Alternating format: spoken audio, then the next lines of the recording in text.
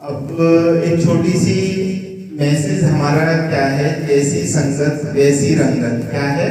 जैसी संगत वैसी रंगत। अब इसको समझने के लिए मैं एक कुछ बनाता हूँ बोर्ड पर, आपको उसको देख के ये बताना है ये क्या लिखा हुआ है। ओके?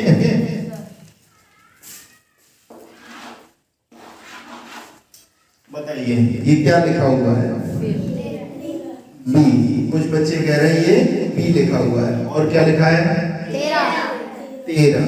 कुछ का जवाब है ये 13 लिखा हुआ है, 13 लिखा हुआ है। और बताइए, सोचिए और क्या है, और क्या हो सकता है? कोई डिफरेंट सा जवाब? कुछ भी? यहाँ कोई पनिशमेंट वाली चीज नहीं है, सिर्फ आप बोलिए आपके मन में जो भी आ रहा है। बी है, 13 है, क्या है? 13 13 एक ही बात हो गई। और बताइए, कुछ और भी लग रहा है? किसी को एम लग रहा है क्या? डिजाइन से एम इस तरीके से बना दिया। चलिए, तो अब यहाँ पे जो आपके मन में आया कि ये बी लिखा हुआ है या 13 लिखा हुआ है या एम लिखा हुआ है या डब्ल्यू लिखा हुआ है, क्या लिखा हुआ है, तो ये हम पता है कि इनमें से कुछ हो सकता है, लेकिन हम इस बात पर कंफर्म नहीं है कि ये यही है ना? लेकिन अब मैं कुछ लिख रहा हूँ, शायद इससे ये कंफर्म हो सके कि ये क्या लिखा हुआ है।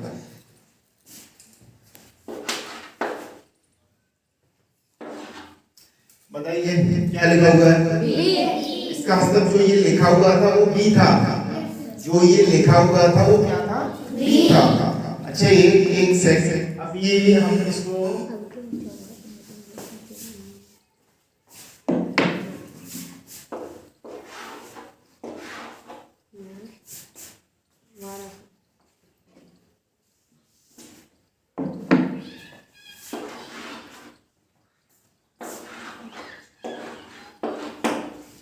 बताइए क्या लिखा हुआ है? तो मैंने इसको तो कुछ चेंज नहीं किया ना, और आपने दो जवाब दिए इसके बारे में। पहले बोला कि बी लिखा हुआ है और अब बोल रहे हैं 13 लिखा हुआ है, 13 लिखा हुआ है। तो क्या समझ में आया? ये जो बीच में लिखा हुआ है ये हमारा अल्फाबेट है या नंबर है, ये किस पर डिपेंड किया कि जो इसके इधर उधर जो बैठा हुआ है, जो लिखा हुआ है, जो इसके साथ में है, ये उस पर डिपेंड करता है कि बीच में क्या लिखा हुआ है। ये इस पर डिपेंड करता है कि बीच में क्या लिखा हुआ है। अगर मैंने इधर 12 लिख दिया, उधर 14 लिख दिया, इट मींस ये 13 है। अगर इधर ए लिख दिया, उधर ई लिखा हुआ, सी लिख दिया, तो ये क्या है? बी निकला। समझ गए? इसका मतलब ये कि हम जिसकी भी वैल्यू मेजरमेंट कर रहे हैं या जिसकी भी पहचान कर रहे हैं, वो किस पर निर्भर करता है? वो उसके आसपास की चीजों पर निर्भर करता है, वो उसकी संगति पर निर्भर करता है। किस पर निर्भर करता है? उसकी संगति पर निर्भर करता है कि हम किन चीजों के बीच में घिरे हुए हैं, हमारा जो ग्रुप है, हमारी जो कंपनी है, वो कैसे लोगों की है। उसी हिसाब से जो दूसरा व्यक्ति होता है वो हमारे लिए एक हमारी इमेज तैयार करता है कि ये उस ग्रुप में रहता है तो ये इस तरीके का व्यक्ति होगा, इस ग्रुप में रहता है तो इस तरीके का व्यक्ति रहेगा। समझ में आई बात कि नहीं? तो यहाँ पर मुख्य चीज क्या हुई? हम किस संगति में रह रहे हैं, और हमारी संगति ही हमारी डेफिनेशन बताती है कि हम कौन हैं। ठीक है? अच्छा, अब संगति से फर्क क्या पड़ता है? सिंपल सी बात है, हम कहीं भी रहें, कैसे भी रहें, हम फर्क क्या पड़ता है? बहुत फर्क पड़ता है। हम जिस संगति में रहेंगे, जैसे लोगों के बीच में रहेंगे, वैसे ही तो विचार निकल कर आएंगे।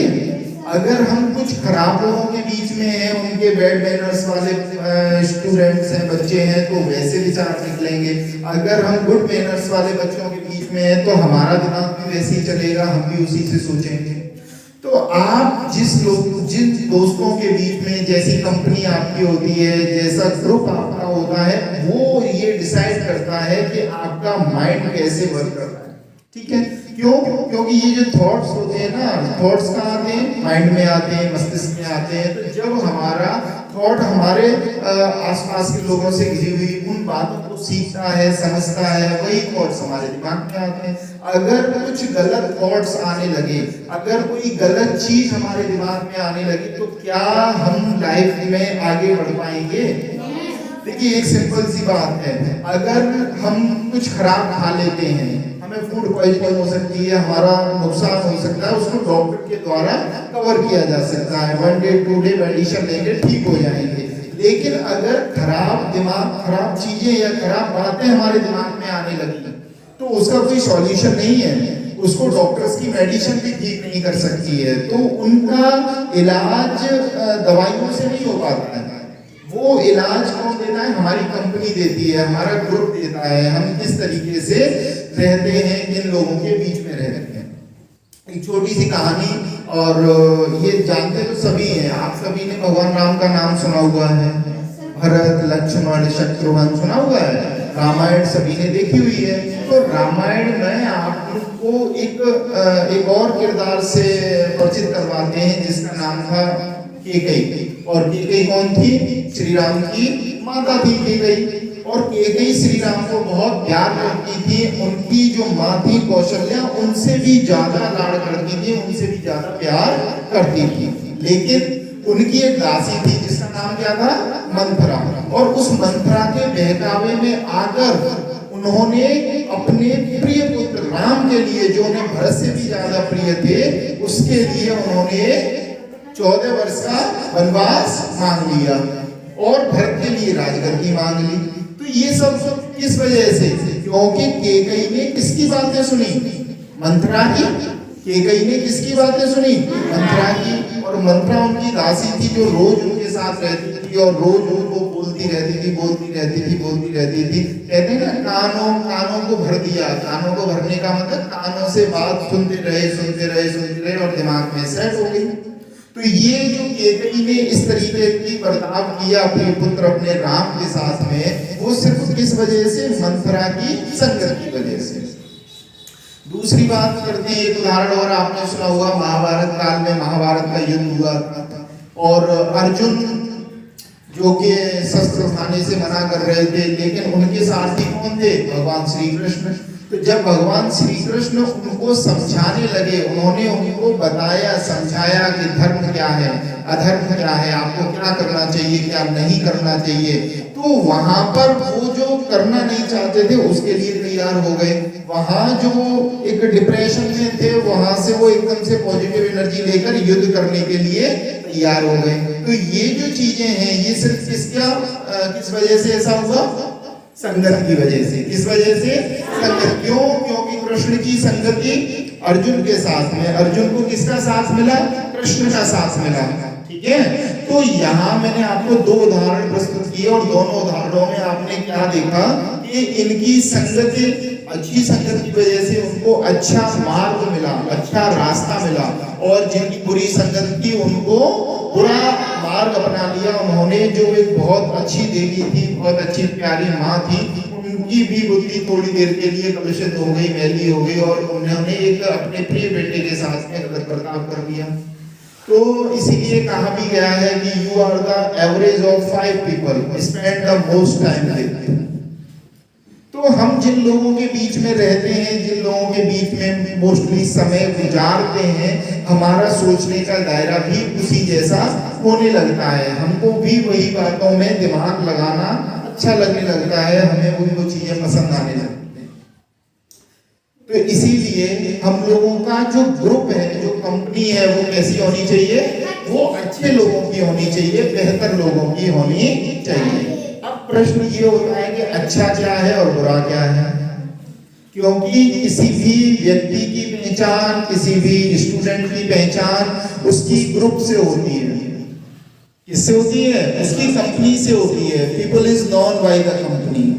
पीपल पीपल जो भी है वो उस ग्रुप से, जैसे छोटा सा आप समझिएगा, हम लोग जहाँ पे भी रहते हैं और हमारे जैसे दोस्त होते हैं, हम जिन दोस्तों के साथ में जाते हैं आते हैं, तो जो हमारा साथ वाला व्यक्ति है या जो हमारे पड़ोसी व्यक्ति हैं वो अपने आप समझ जाते हैं ना, ये लड़का उन बच्चों के साथ में आता है, वो बच्चे पढ़ते तो है नहीं, ये भी नहीं पढ़ता होगा। अगर कोई बच्चा ऐसा है जो बहुत अच्छा पढ़ता है, आप उसके ग्रुप में चलते हो तो उनके साथ रहता है, इसका मतलब ठीक होगा, पढ़ता लिखता होगा। समझ रहे हो?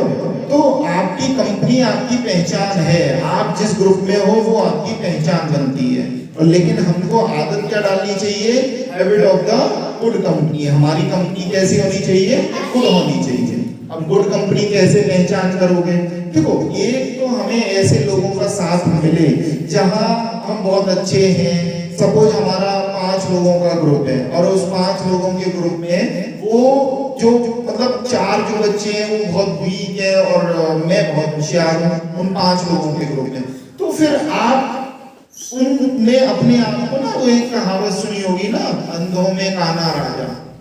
वो जो है वो उतने होशियार नहीं है और आप होशियार हो तो आपको ये लगेगा मैं तो बहुत अच्छा हूँ और मुझे कुछ करने की जरूरत भी नहीं है, मैं तो क्लास में फर्स्ट आता हूँ, क्योंकि उसकी क्लास में कम बच्चे हैं या अच्छे बच्चे नहीं है या लिमिटेड बच्चे हैं, तो वो अपने आप को बहुत अच्छा समझने लगता है और उस वजह से उसकी आगे की जो ग्रोथ है वो रुक जाती है, उस वजह से उसकी जो तरक्की होती है वो रुक जाती है, तो वो आगे तरक्की नहीं कर पाता। तो हमें एक ऐसी कंपनी का चुनाव करना चाहिए, ऐसे बच्चों के बीच में, ऐसे ग्रुप में रहना चाहिए जिस ग्रुप में हमको एक ऐसा एनवायरनमेंट मिले जो एनवायरनमेंट हमें ग्रोथ करने के लिए मजबूर करे, जो हमारे लिए एक नए चैलेंज लेके आए। हमको जब भी हमारा कभी टेस्ट हो तो हम ही सबसे, और भी जो बच्चे हैं उनके भी अच्छे नंबर आएंगे, वो हमसे भी ज्यादा इंटेलिजेंट होंगे या हमसे भी अच्छी एक्टिविटीज करते होंगे। तो जब आपको अपने से बेहतर लोगों का ग्रुप मिलेगा तो आप भी एक मेहनत करना चाहोगे, उस चैलेंज को लेना चाहोगे, स्ट्रगल करना चाहोगे। और अगर आपने एक ऐसा कंफर्ट जोन वाला ग्रुप तलाश लिया जिसमें सिर्फ आराम है और जो वहां मैं ही बेहतर हूं, तो फिर आप ग्रोथ नहीं कर पाओगे, आप बहुत अच्छी तरक्की नहीं कर पाओगे। इसीलिए हमें habit of good company follow करनी चाहिए। और गुड और बैड का अंतर समझ गए? गुड मींस जो आपसे कुछ हार्ड निकलवाए, ग्रुप अच्छा, बैड अच्छा और बैड में क्या अंतर? जो हमारा गुड ग्रुप है यानी कि अच्छा ग्रुप है, मतलब आपसे कुछ बेहतर करवाने के लिए आपको मजबूर कर दे, आपको उनके साथ में रहकर मेहनत करनी पड़े, आप आलसी न बनो। और जो ग्रुप आपकी वाहवाही में लगा हुआ है, आपको आलसी बना रहा है, आप उसके आपको ये लग रहा है कि मुझे कुछ करने की जरूरत नहीं है, तो वो ग्रुप अच्छा नहीं है आपके लिए, वहां आप तरक्की नहीं कर पाओगे। तो आगे जब भी आप पढ़ाई करो या कोई भी एक्टिविटी करो या कोई भी वर्क करो, तो आपको क्या समझना होगा कि हमारा ग्रुप कैसा होना चाहिए? हमारा ग्रुप ऐसा होना चाहिए जो हमें एक चैलेंज दे, हमारा ग्रुप ऐसा होना चाहिए जो हमें हार्ड वर्क कराए। ठीक है, आई बात समझ में कि नहीं आई? तो हमारा ग्रुप एक चैलेंजिंग ग्रुप होना चाहिए, हम उन बच्चों के बीच में रहें जो बच्चे हमको और ज्यादा पढ़ने के लिए और ज्यादा कंपटीशन दें, बहुत अच्छे से हमें ये लगे कि अब मुझे मतलब मैं तो यहाँ पीछे रह जाऊंगा, तो मुझे और अच्छी तैयारी करनी चाहिए। हमारे विचार ऐसे होने चाहिए, ऐसे नहीं होने चाहिए मेरे तो बहुत अच्छे मार्क्स आते हैं, मुझे कुछ नहीं करना है, अब मैं तैयारी नहीं करना चाहता, बहुत है मेरा तो हो गया। ठीक है, तो ये फिर कभी कभी ओवर कॉन्फिडेंस बोला जाता है और आप फिसड्डी हो जाओगे, आप उस कॉन्फिडेंस में फिसड्डी हो जाओगे। खरगोश और कछुआ की कहानी सुनी होगी, उसमें क्या था? खरगोश ओवर कॉन्फिडेंस में ही तो था कि मैं तो बहुत तेज दौड़ता हूँ, कोई मेरा कुछ नहीं बिगाड़ सकता। कछुआ बहुत धीमे आता है, मैं आराम से सो जाऊंगा, लेटे लेटे जाऊंगा, कोई परेशानी नहीं है, कछुआ से तो पहले मैं पहुंच ही जाऊंगा। तो इसीलिए हमारा जो ग्रुप है वो अच्छा ग्रुप होना चाहिए। और इसीलिए यहाँ पर कुछ बातें आप उसको समझिएगा एक फॉर्मूले के रूप में, टेक चैलेंज, डू स्ट्रगल। हमको चैलेंज लेना है, स्ट्रगल करना है उसको पाने के लिए, एंड मेक फ्यूचर, और अपना फ्यूचर बनाना है। और फिर उसके बाद एंजॉय लाइफ, फिर हमारी लाइफ एकदम एंजॉय वाली हो जाएगी, जिसके लिए हम स्ट्रगल कर रहे हैं वो चीज हम पा लेंगे। Is that clear? समझ में आई बात? Very good, thank you.